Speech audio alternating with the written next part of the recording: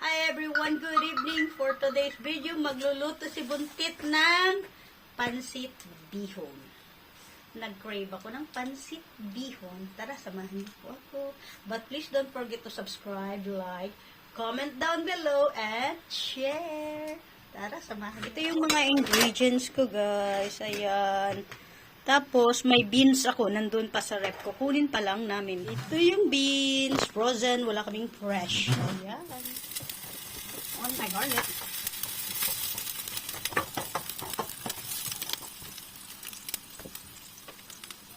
Onion. The two ingredients that I hate. I hate the smell. Para sasabog ang utak ko.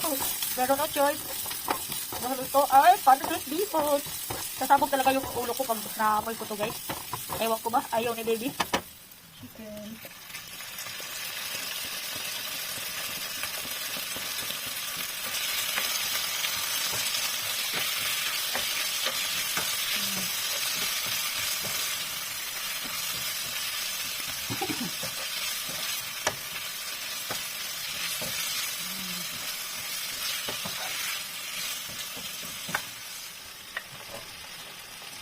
Hindi ko lang hiwa ng asawa ko. Ito lang.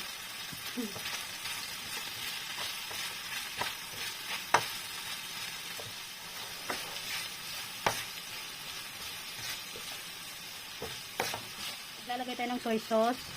Kansahan lang guys ha. Kansa lang natin. Vinegar, konti para hindi madaling masira. Ayan. Konti lang.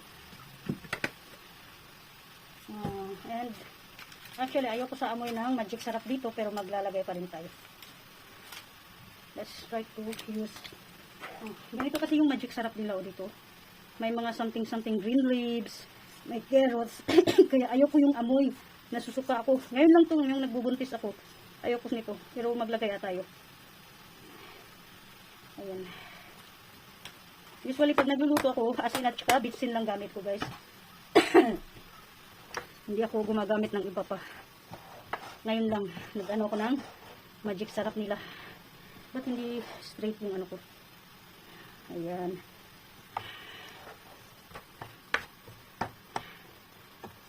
Hindi ko kaagad nilagay yung dagdagan natin ng tubig konti.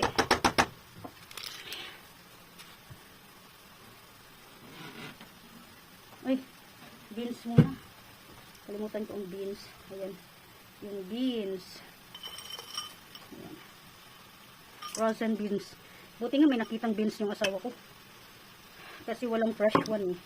Kaya yung nakita ko, ang beans, alam mo yung ano, nagningning yung mata ko.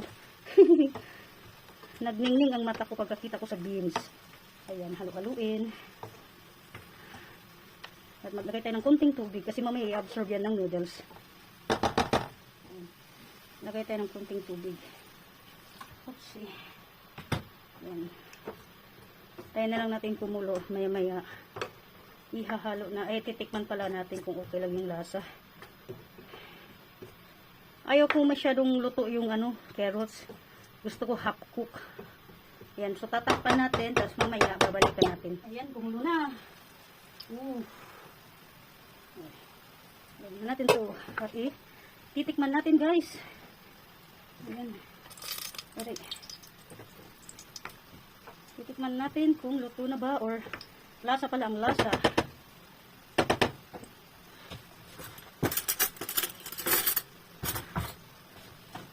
Ayan.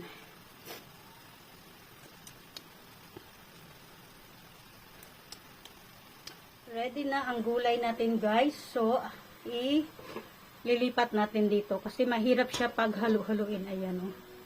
Mahirap. Ating sa bihon. Ayan. May tubig na halo kay bihon. Ilang yan.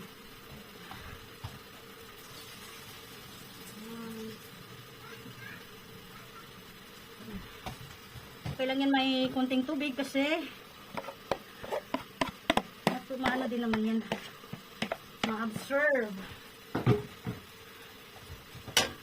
Siyempre, lalagay na natin ang ating pangmalakas ang gulay.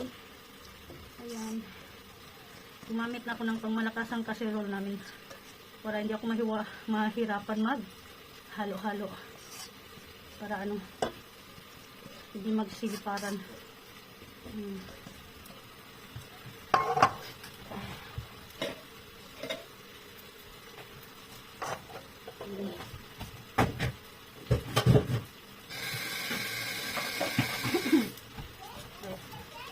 Ayan, haluin na natin. Ayan. Ang craving ni Buntis. Dapat tayong ano. Dito. Ayun. Diyan ka muna. Ayan. Pang malakasan ni Buntis. Ayan.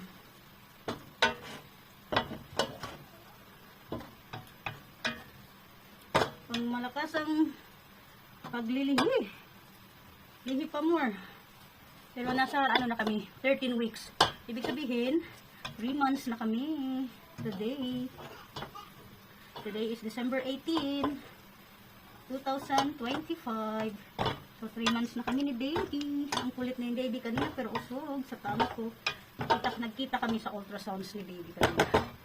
Ayan. So ilalagay natin ang ating huling ingredients. Ayan. Ang ating panghuling ingredients, guys. So, lalagyan na lang natin mamaya ng ano, kung anong kulang.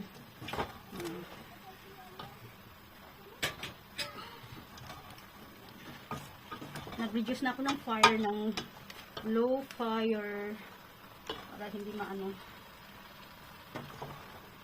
Ayan. Gusto ko kasi half cook lang ang gulay. Masarap siya pag half cook. Ayan.